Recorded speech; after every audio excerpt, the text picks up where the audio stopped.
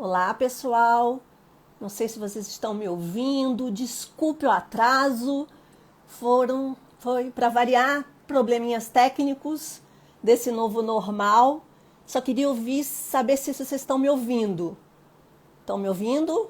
Tudo certo? Será? Alguém me dá um retorno. Bom, primeiro eu vou me apresentar. Meu nome é Maria Cláudia, eu sou advogada da União e lotada na PRU da Terceira Região. Só queria saber, vocês estão me ouvindo? Nossa, uma porção de gente entrando.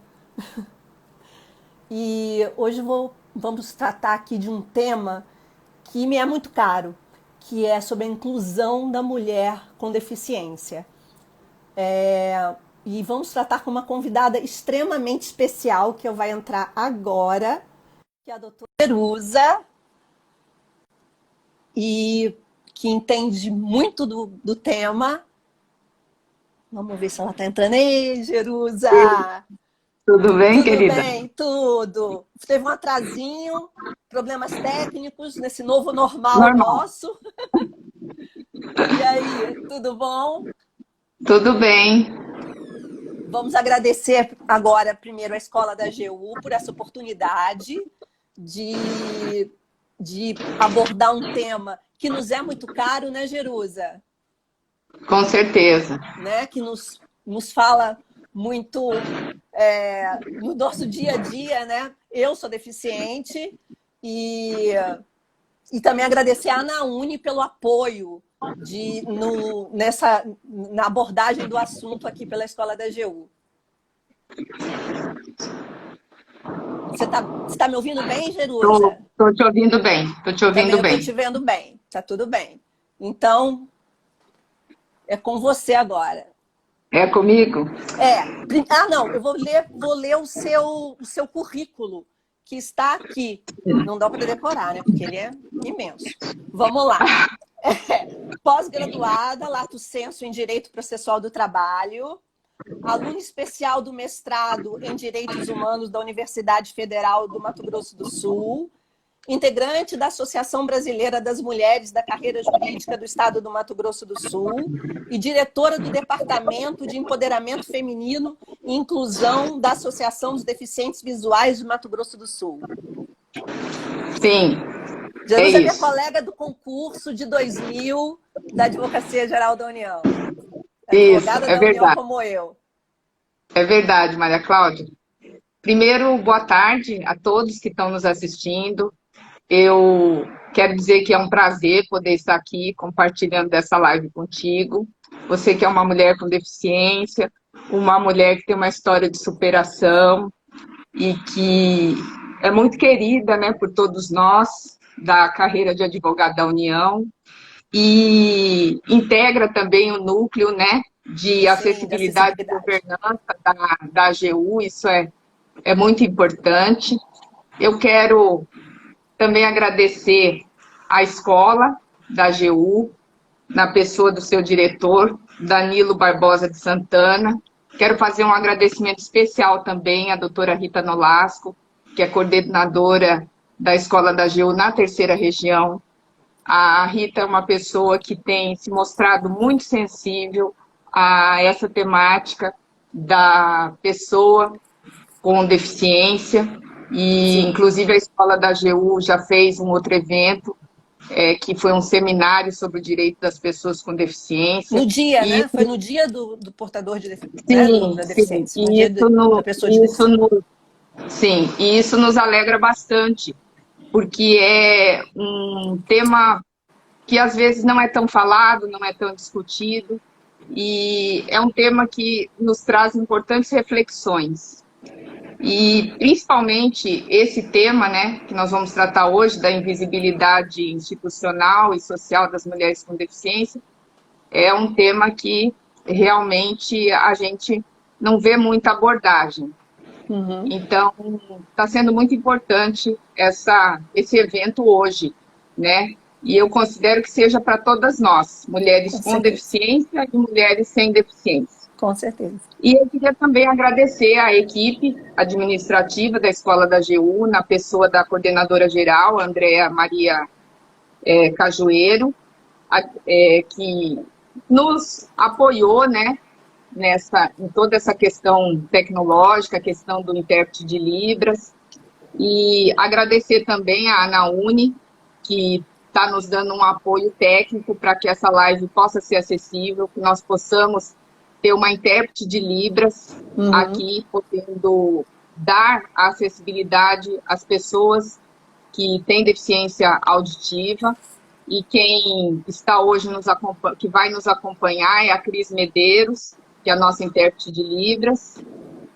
E eu queria te convidar para a gente fazer a nossa audiodescrição, antes da gente começar, para que nós possamos incluir as pessoas com deficiência visual que estão nos assistindo hoje. Sim. Eu queria que você fizesse a sua audiodescrição, já que você é a mediadora. A moderadora. Sim. Bom, eu tenho cabelos pretos, olhos escuros, cabelos escuros, uso óculos, estou com uma blusa preta, com uma golinha coral, e atrás de mim tem umas estantes com livros, e eu sou carioca, dá para ver pelo sotaque. Tá certo. Bom, eu sou pele branca, cabelos castanhos no ombro, olhos castanhos. Estou com uma blusa na cor chumbo, que é aberta com mangas compridas, mas com uma abertura ao longo dos braços. Estou aqui numa sala que é com paredes brancas. Atrás de mim, a nossa intérprete está com uma máscara de acrílico para poder permitir que seja visualizada a expressão dela, e ela está de roupa preta. Bom, minha amiga, eu posso te chamar assim, né? Claro, Claudinha, como todos me conhecem na Gil. Eu acho que a nossa conversa, ela tem que começar partindo dessa evolução do conceito da pessoa com deficiência. Então, durante muito tempo, a pessoa com deficiência ela foi segregada em instituições, em hospitais psiquiátricos, trancada dentro de casa, pela própria família, muitas vezes, excluída do convívio social. Por quê? Porque nessa época, o conceito que se tinha de pessoa com deficiência era um modelo chamado modelo médico. Era aquele modelo ligado à incapacidade. A pessoa era incapaz. E existia até uma ideia no sentido de que a pessoa com deficiência ela tinha que procurar se reabilitar e se encaixar o máximo possível dentro dos padrões da normalidade. Então, dentro desse conceito inicial de pessoa com deficiência, que acompanhou a pessoa com deficiência durante muito tempo, e daí até por isso que se usava aquela terminologia, né? Pessoas portadoras de deficiência, a pessoa portava quase que um estigma, carregava, né, aquele peso da deficiência, né? Era um modelo que estava ligado mais à questão biológica, né? E depois a gente vai ver que esse modelo vai começar a mudar. Mas aqui eu quero fazer uma paradinha, porque eu quero te perguntar o seguinte, sendo um pouco indiscreta. Não, qual que é o teu ano de nascimento? Eu nasci em 1967. Eu ia até levantar a mãozinha aqui para te cortar, para contar uma historinha que aconteceu comigo. Eu nasci em 1967 e exatamente esse diagnóstico de invalidez era o diagnóstico médico da época. Meus pais, na primeira consulta que meus pais me levaram, em 1967, só um adendo, a música Banda, do Chico Buarque, era o hit de sucesso.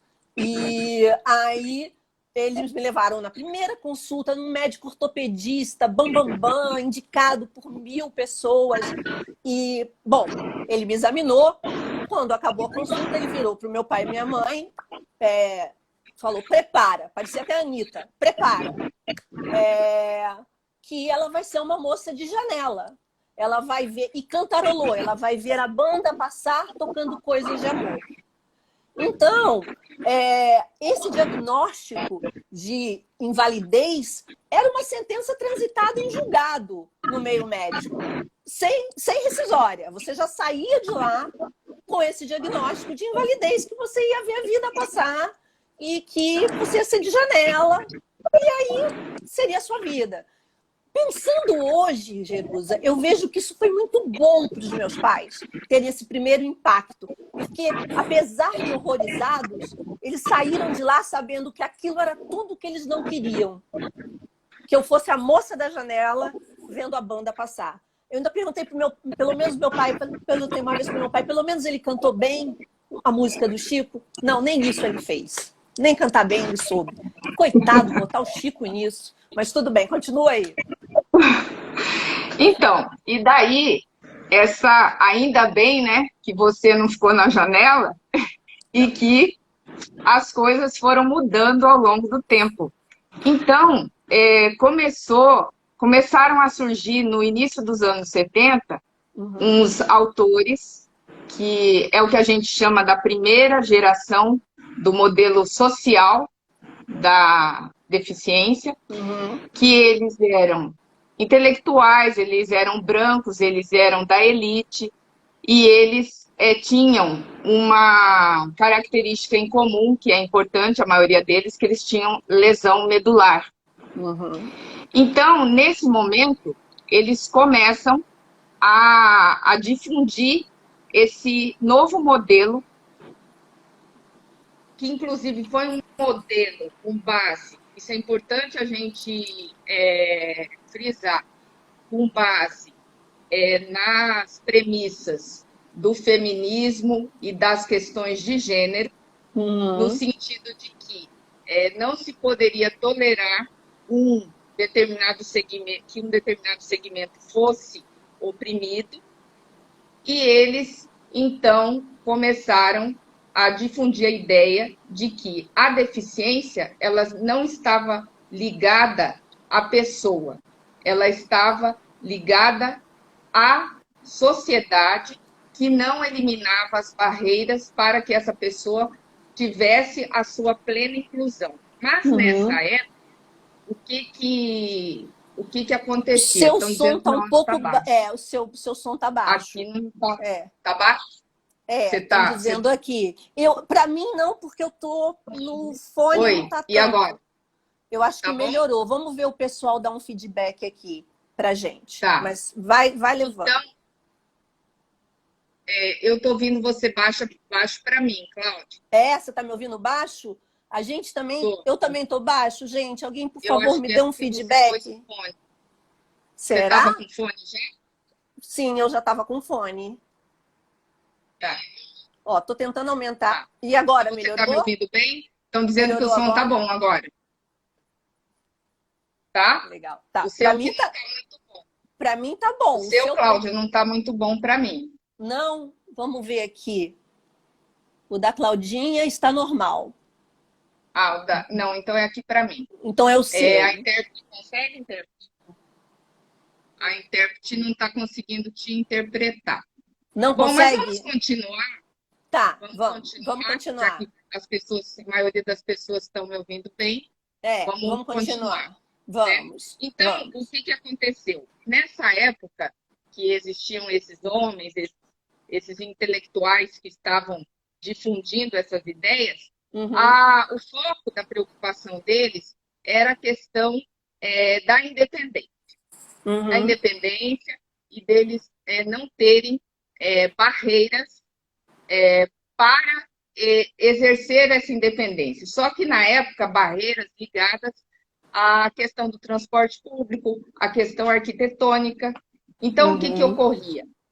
Eles queriam, o objetivo deles naquela época era a inclusão das pessoas com deficiência no mercado de trabalho e no sistema educacional. eles queriam demonstrar que as pessoas com deficiência poderiam ser tão ou mais produtivas que as pessoas sem deficiência. Certo. Então, era essa a tônica naquele momento. E depois, 20 anos depois, nos anos de 1990 e 2000, surge uma segunda geração do modelo social. E essa segunda geração do modelo social, para nossa grata surpresa, ela é formada, em sua maioria, por mulheres com deficiência ou cuidadoras de pessoas com deficiência. E elas vêm trazendo uma nova perspectiva. Elas vêm falando que tem pessoas com deficiência que, mesmo que sejam eliminadas essas barreiras arquitetônicas, e de transporte, que os da primeira geração falavam, elas não vão ainda estar incluídas, que elas precisam de mais coisas, que outras barreiras precisam ser eliminadas. E vai ter pessoas com deficiência que vão precisar de um benefício assistencial, que vai ter pessoas com deficiência que vão ter que ter um tipo de tratamento, cada uma delas ligado à especificidade da sua deficiência. Porque aquele esquema, né? Porque aquele esquema, né, Jerusa? As pessoas acham que o tratamento é só botar uma rampa, né? E não é só essa barreira, né? Não é só botar uma rampa, né? Tem outros tratamentos diferenciados muito, muito mais efetivos, né? Está me ouvindo? Não estou te ouvindo, ouvi mais ou menos, mas vamos continuar. Tá, eu peguei a ideia. Então, o que ocorre? Ocorre que realmente essas mulheres tiveram essa sensibilidade, né, de trazer mais elementos para esse modelo social, né, que primeiramente tinha sido concebido. E elas trouxeram ainda um outro dado muito importante. Elas trouxeram um dado sobre igualdade de gênero. Elas vieram trazer o seguinte dado, que a experiência de um homem com deficiência, ela é muito diferente de uma experiência de uma mulher com deficiência. E essa mulher com deficiência, ela pode ainda ter outros fatores de opressão envolvidos. Ela pode ser uma mulher com deficiência, pode ser uma mulher negra, ela pode ser uma mulher indígena. Então, são outros discriminantes que surgem que eles têm que ser levados em consideração. E elas chamaram essa confluência de fatores discriminatórios de interseccionalidade, né? E daí, o que ocorre? A gente sabe que a mulher com deficiência, realmente, ela, além de carregar essa questão ligada à igualdade de gênero, que ela já é discriminada por ser mulher, porque essa discriminação que exige contra a mulher não é algo que eu inventei ou que você inventou. É algo que existe na sociedade. E agora é um tema que, inclusive, está muito em voga, tanto no setor público como no setor privado. As estatísticas mostram, né, os dados, tanto pessoas do setor privado como do setor público têm apurado esses dados, têm estudado esses dados, têm se debruçado sobre eles, então é algo real. E a essa questão de ser mulher se agrega a questão de ter a deficiência, que realmente para a mulher é algo que pesa mais do que o homem, que estigmatiza muito mais do que ao homem. E eu até quero te convidar, mesmo não estando te ouvindo direito, minha amiga, mas eu quero te convidar, porque eu não vou deixar essa live, não vamos deixar problemas técnicos atrapalharem a nossa live. Com certeza. Né? Então, que já eles se resolvem, eu quero que você traga, que com certeza você deve ter, uma vivência tua Opa! ligada a essa questão da dupla vulnerabilidade. Mas lá atrás, novamente, né? Não que eu tenha enfrentado agora, também, mas Claudinha, lá... Claudinha, Oi. Ah, Claudinha, diga. vamos tentar entrar e sair de novo na live? Pra Só eu.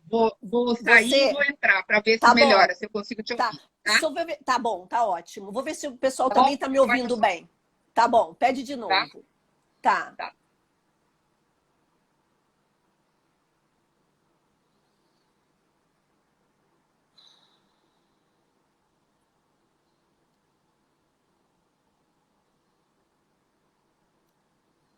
Pessoal, só me respondem, vocês estão me ouvindo bem?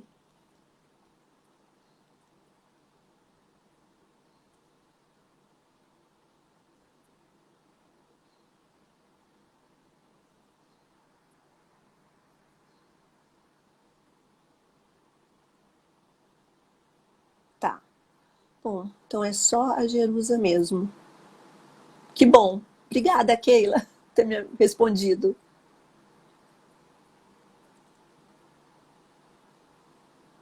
Tá, então agora vamos aguardar a Jerusa.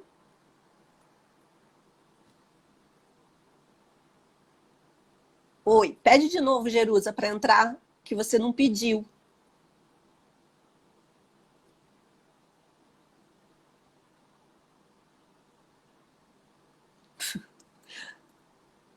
O som está ótimo. Eu acho que é lá com a Jerusa mesmo o problema, gente.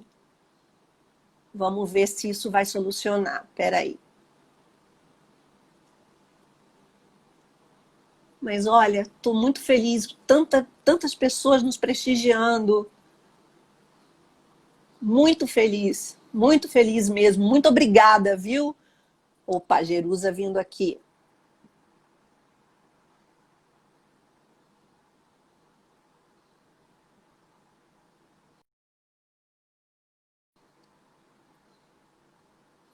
Vamos ver se ela entra.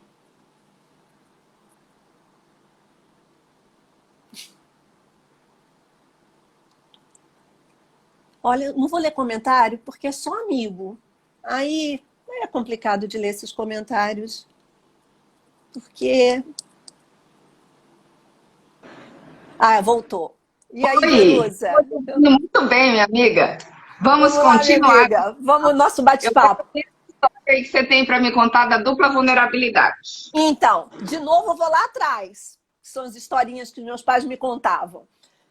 Mas, infelizmente, ainda é um problema atual. Lá atrás, da década de 70, a matrícula escolar.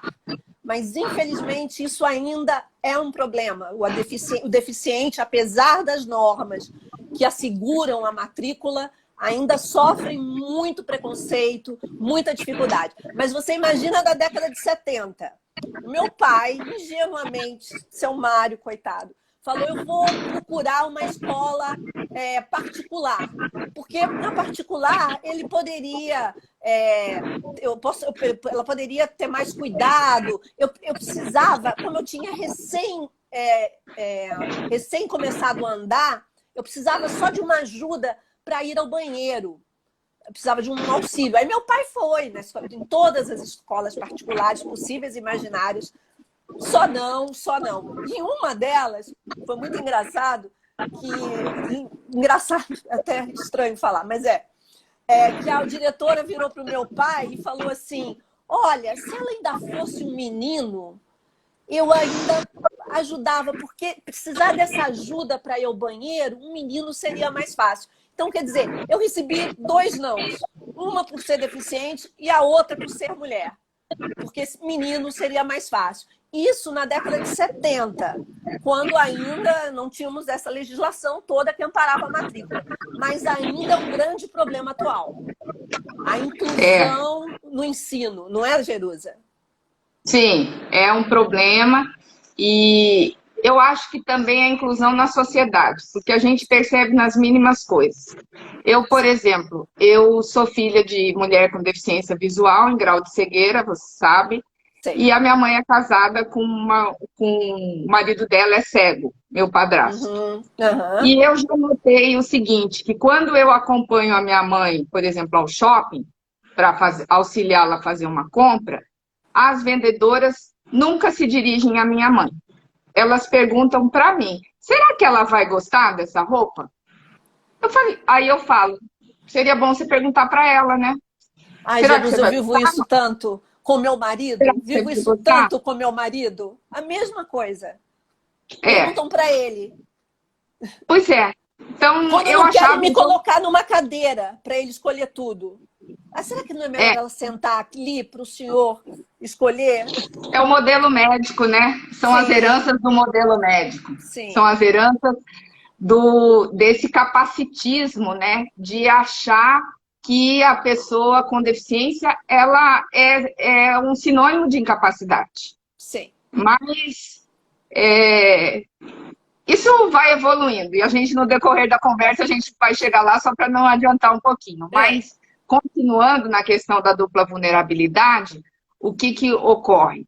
Ocorre que, às vezes, eu acompanho o marido da minha mãe, já o acompanhei em algumas situações, e eu não vejo tanta referência a mim quando eu estou com ele. Uhum. As vendedoras perguntam diretamente para ele as coisas.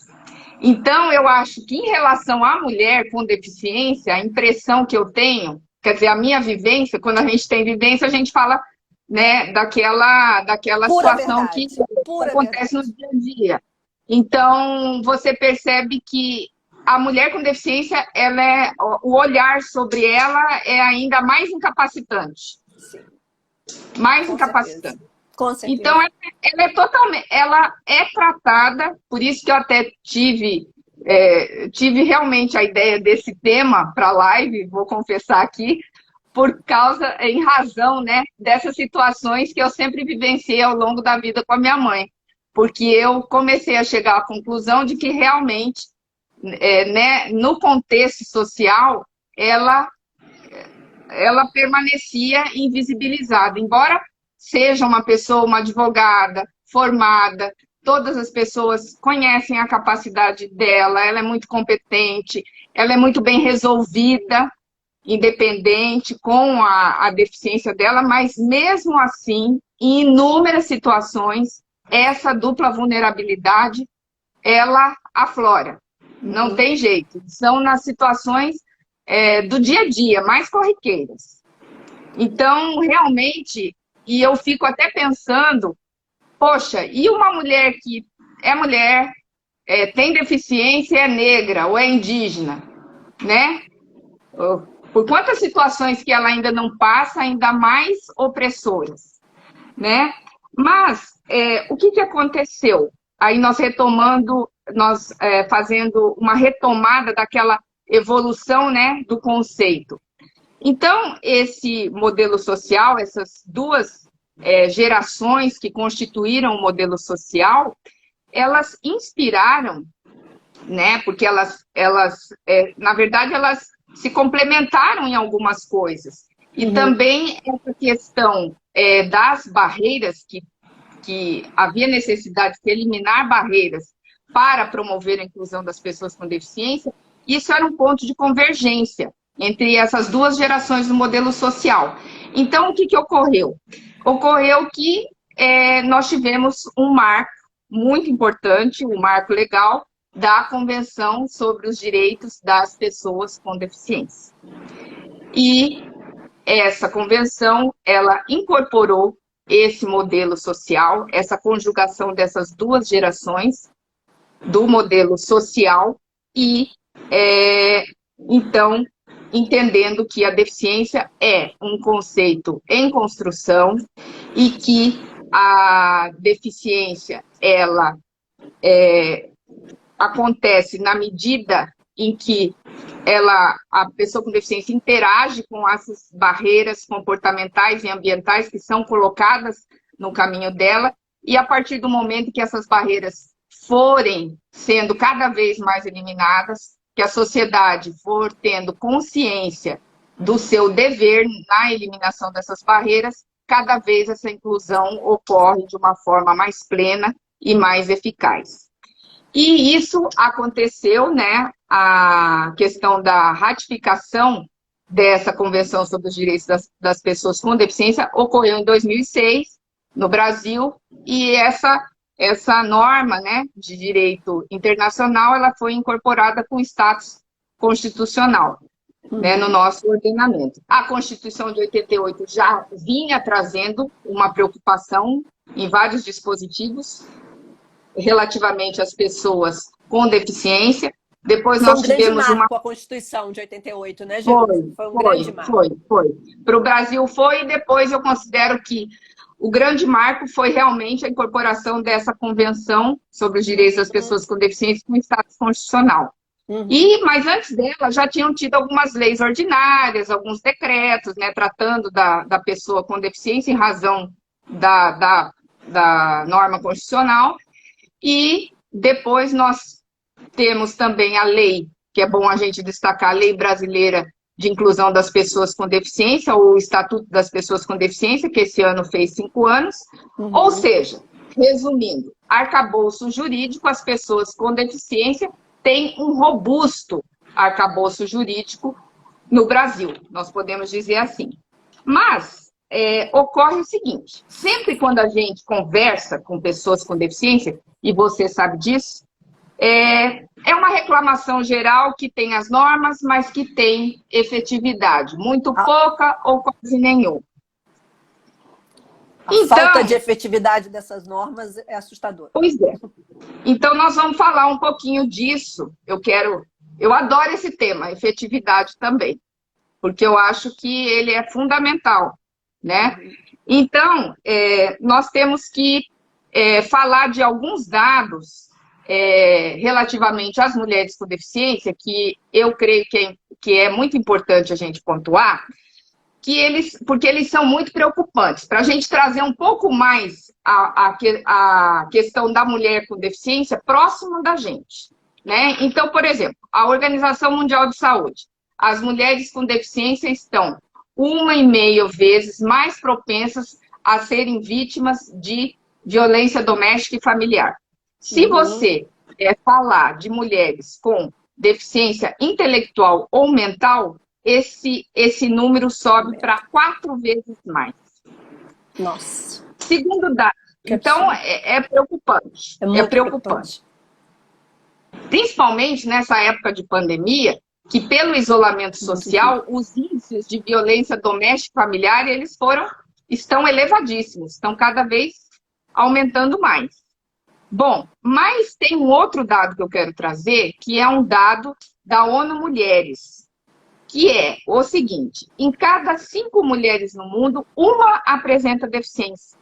Veja como que a deficiência está próxima de nós, mulheres. Está muito próxima. Com certeza. Como que é importante, por isso, a gente pensar em igualdade de gênero junto com a inclusão da mulher com deficiência. Porque, veja bem, nós, agora com as mudanças relativas à aposentadoria, nós vamos permanecer mais tempo no serviço público, mais tempo no setor privado, com o próprio trabalho que nós vamos estar expostas muito mais ao computador. Nós estamos, hoje em dia, muito mais expostas à tecnologia, às tecnologias. Então, por exemplo, a questão da visão, hoje em dia você tem criança... O estresse quando elas não funcionam, o estresse quando elas não funcionam. O estresse quando elas não funcionam. Como né? agora. E, por exemplo, as crianças, as meninas já estão usando óculos muito cedo. Sim. Então, quem não nos garante que esse uso excessivo da visão pode nos causar, por exemplo, uma degeneração macular, que poderia até aparecer, mas poderia aparecer lá na frente. E ela pode aparecer quando você se encontra ainda na ativa. Então, são coisas que nós precisamos refletir, porque, vamos falar de inclusão das pessoas das mulheres com deficiência, mas parece que isso está longe da gente, não é com a gente o problema. E é uma causa de todos. Todos nós temos que ter essa preocupação. Se o nosso ambiente de trabalho não for acessível, e se você vier a ter uma deficiência, você vai sofrer. Com certeza. A ausência dessa acessibilidade que você não se empenhou e não se engajou em defender. Então, isso é muito importante. E, recentemente, o Comitê para a Eliminação da discriminação contra a mulher, em todos os relatórios que ele tem feito, no âmbito da ONU, ele tem pontuado sempre casos relativos às mulheres e meninas com deficiência. E eu até quero ler uma das últimas observações que me chamou muita atenção, que é o seguinte: muitos casos, deficiências são causadas por violência relacionada ao gênero, ou negligência relacionada ao gênero. Práticas como preferência por filho, abandono da menina, alimentação discriminatória, casamento infantil, dote, crimes de honra, queima de ácido, acidentes de fogão, muitas vezes empurram as mulheres e meninas para a morte ou então fazem com que elas se tornem pessoas com deficiência permanente. E há uma maior prevalência de deficiência entre as mulheres. Enquanto você tem deficiência entre os homens num percentual de 12%, quando você fala de mulheres, você tem 19,2%. Então, é uma diferença grande. E o que acontece? Dentro de tudo isso que nós estamos comentando, a gente já deu para perceber que a questão da igualdade de gênero tem que caminhar junto com a questão da inclusão das mulheres com deficiência. Não dá para separar. Não dá para separar. Em razão dessa interseccionalidade que existe, que nós já comentamos.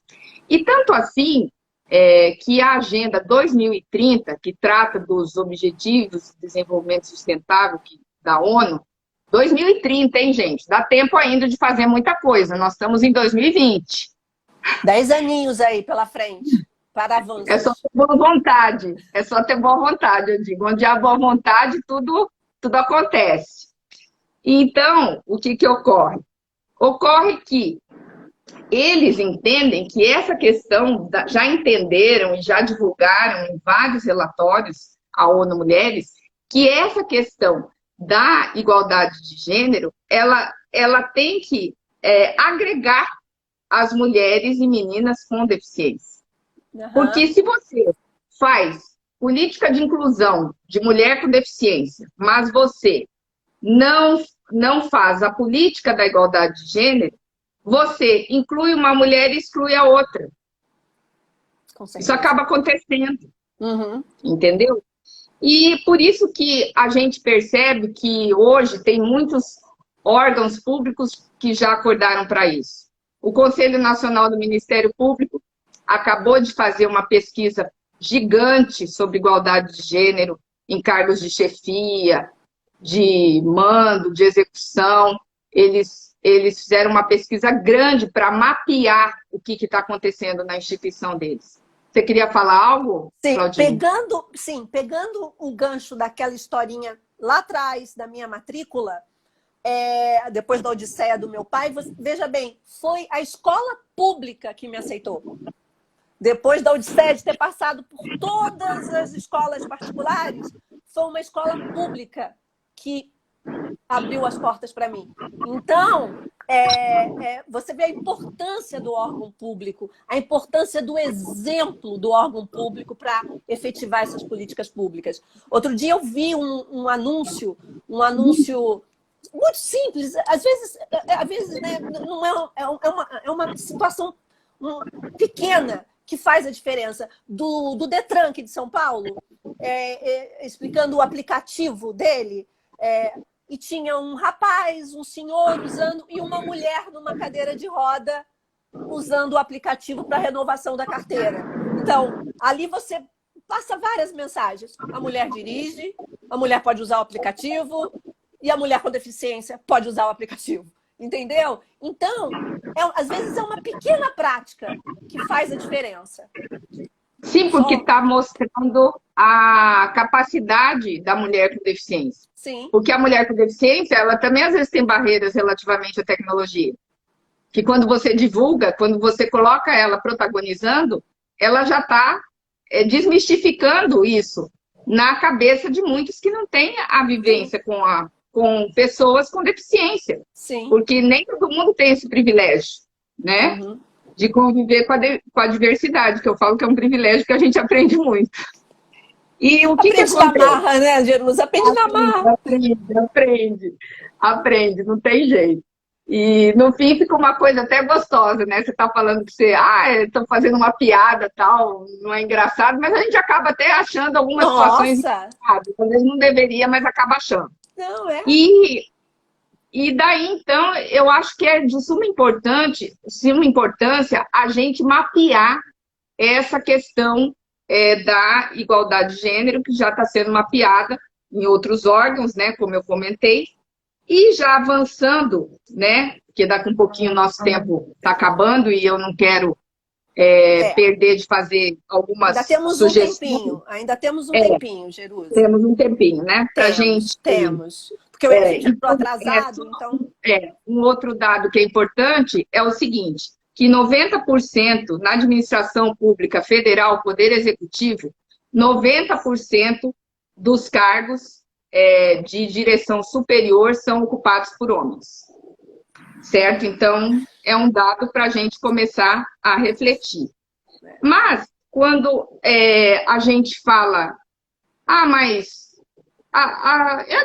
eu sou mulher, eu não sinto isso, eu não vejo assim. Se eu quisesse exercer um cargo, eu exercia. Mas essa não é a pergunta. A pergunta é, por que as mulheres não estão ocupando espaços de poder? É a divisão sexual das tarefas que as impede? É, talvez, algo no trabalho? Talvez elas tivessem que trabalhar em determinados grupos ou, de repente, serem direcionados em outras atividades para que pudessem ocupar esses cargos. Seria até uma consequência da educação patriarcal que determinada mulher recebeu. Ou seja, nós teríamos que mapear para poder saber por que essas mulheres não estão ocupando esses espaços. E daí eu concordo com a professora Alice Bianchini quando ela fala que a gente só sabe, só conhece aquilo que a gente mede. Então, as instituições públicas, elas precisam passar por esse levantamento de dados, e eu acho que principalmente as que fazem parte do Poder Executivo Federal. E nisso a AGU se inclui, né? Lógico que nós já temos uma política de acessibilidade e inclusão, que é a portaria 125 da AGU, que é uma portaria muito bem feita. Ela foi muito bem gestada, é uma portaria muito completa. Mas, como eu falei, junto com essa portaria da inclusão das pessoas com deficiência, tem que ser instituída também uma política de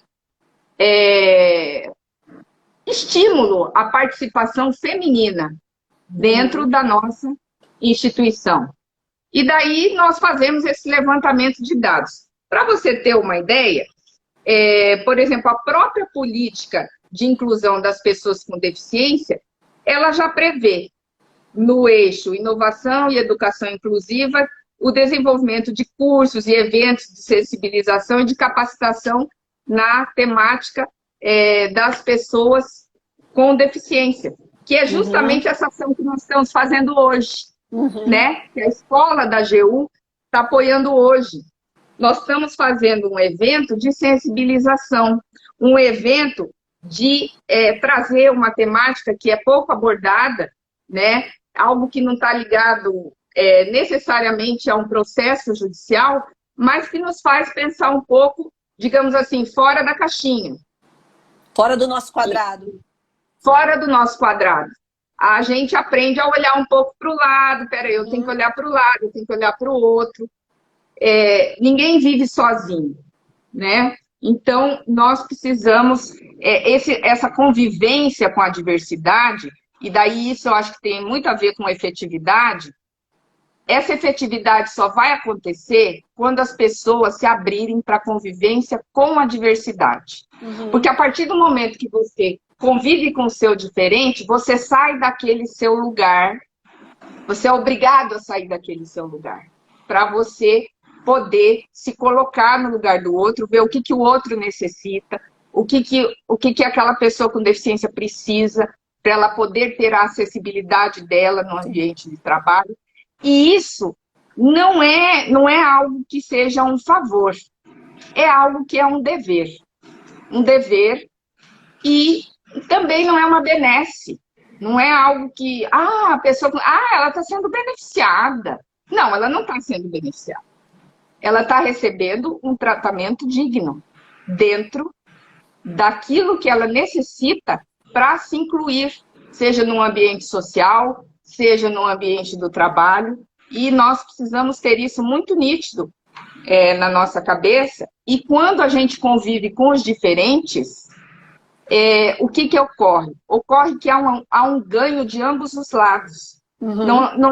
Às vezes, não são as pessoas com deficiência que são as que ganham mais nesse processo.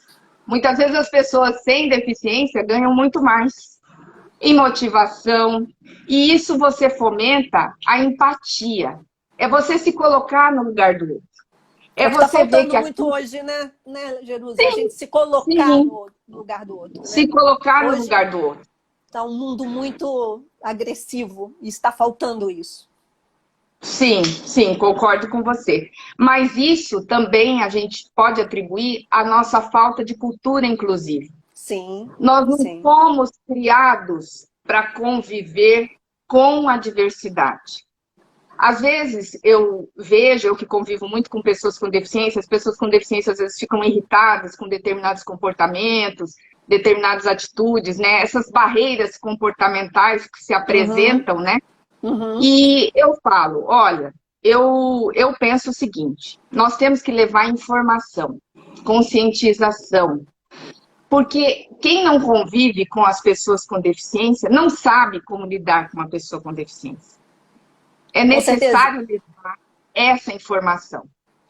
E para você ter uma ideia, uma iniciativa muito bacana que teve aqui no Tribunal de Justiça de Mato Grosso do Sul, eles criaram uma cartilha dirigida aos membros, aos servidores, aos estagiários, aos terceirizados, de como prestar um atendimento adequado nos órgãos do Poder Judiciário do Estado de Mato Grosso do Sul às pessoas com diferentes tipos de deficiência. Essa cartilha trata de cada deficiência e sua especificidade e como que aquele cidadão deve ser tratado.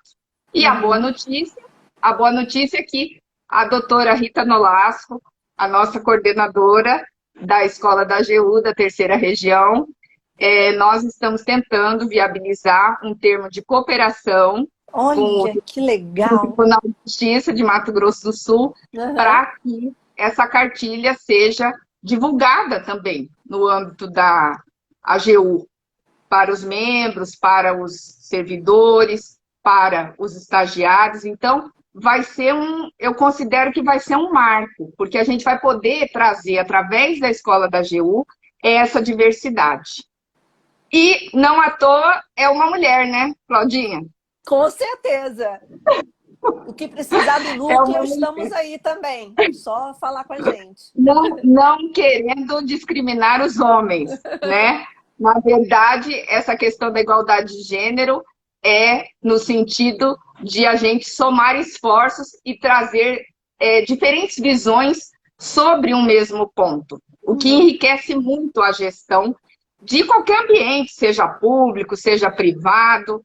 Então, isso é muito positivo, né? E eu queria falar mais um pouquinho, então, eu acho que essas ações que a gente comentou, elas vão fazendo com que a mulher com deficiência saia da invisibilidade, mas eu quero comentar ainda outras coisas. É importante que ela saia da janela, né? Que ela saia da janela, né? E eu quero comentar outras coisas interessantes, que foi também... teve um chamamento do Departamento de Ação Estratégica da AGU, não sei se você tomou conhecimento, teve esse ano um chamamento de projetos. Eu apresentei o projeto AGU Mulher, para que todas, prevendo essa série de ações para se mapear essa questão da igualdade de gênero e poder esse projeto abranger todas as carreiras da Advocacia da União. É um projeto que não tem custo, né, que pode ser feito com parcerias, que agora a pandemia trouxe muito essa questão da tecnologia, das lives, então vai ficar mais fácil haver essa aproximação das mulheres, né? Eu acho que nesse ponto a pandemia foi muito positiva.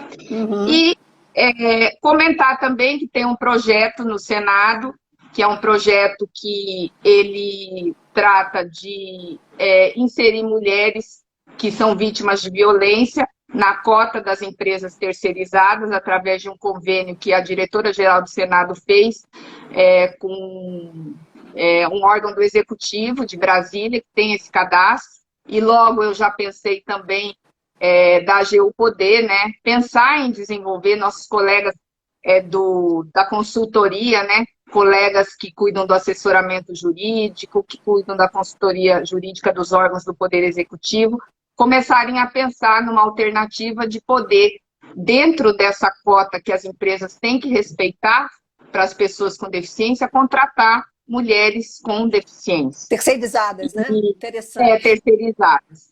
E a consultoria da AGU está fazendo um trabalho muito bacana na questão da sustentabilidade. A sustentabilidade mexe também com essas questões da igualdade de gênero, mexe com a questão da acessibilidade. Então, assim, a AGU tem um campo enorme e muito inovador nessa questão da inclusão da pessoa com deficiência. Tem muita coisa para ser feita. O próprio núcleo, né, Claudinha? Sim. Eu acho que a partir dessa conversa vão surgir muitas ideias para implantar projetos, né? Esse próprio projeto, esse termo de cooperação da escola, da AGU, pode ter o apoio do núcleo, né, na divulgação. Com certeza. Né? As mulheres com deficiência da AGU podem protagonizar, né, esse projeto, né, esse termo de cooperação, acho muito bacana também. Então, assim, nós estamos evoluindo, né? A boa notícia é que a evolução é lenta, a luta é para sempre quando se trata de direitos humanos, mas a gente segue e não desanima e vamos em frente. E por último, eu quero falar do teletrabalho, que é algo que está aí para sair, né? Alguma coisa de teletrabalho dentro da Advocacia Geral da União, né? E então, como saiu uma resolução do CNJ, agora recente, início de setembro, que foi a resolução 343, que institui condições especiais de trabalho para magistradas e magistrados, servidores e servidoras com deficiência, necessidades especiais ou doença grave, ou que sejam pais ou responsáveis por dependentes nessa condição e da outras providências. Eu achei essa resolução maravilhosa. Jerusa, a gente vai ter que ir por causa do horário, tá? Então, essa resolução é maravilhosa e em 5 minutos eu vou falar o seguinte. Nós temos uma regulamentação na Procuradoria-Geral da Fazenda Nacional sobre o teletrabalho, e o que me chamou a atenção foi que, no artigo 6º da portaria 1069, e esse artigo não foi alterado pela essa recente portaria 19.759, o procurador da Fazenda Nacional com deficiência, ele tem prioridade em relação aos demais para desempenhar suas atividades em teletrabalho. Então, a sugestão é a seguinte, PFN,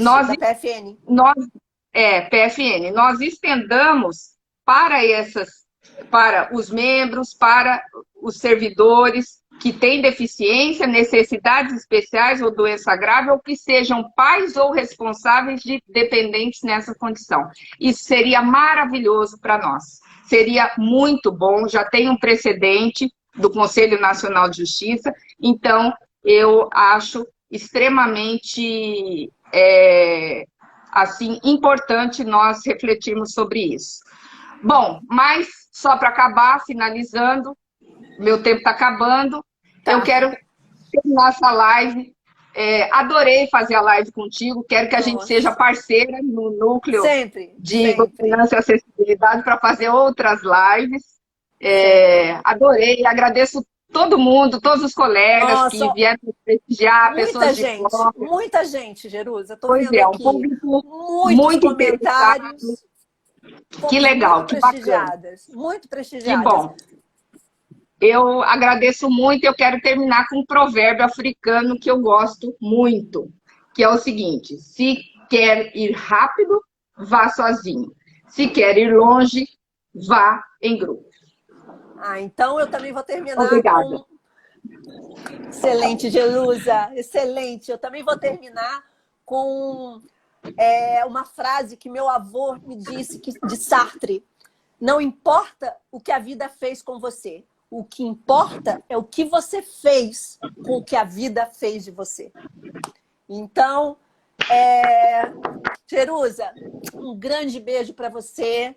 Meus amigos, colegas, olha, fomos extremamente prestigiadas. Peço desculpas por esse começo meio estressante, porque não entrava, mas acabou dando tudo certo. Um grande abraço, um beijo. Muito obrigada novamente à Escola da AGU e à Anaúni por apoiar um tema tão importante. Tchau, Jerusa. Um beijo. Tchau, tchau. Tchau, tchau, gente. Grande abraço. Obrigada. Tudo de bom. Tudo de bom.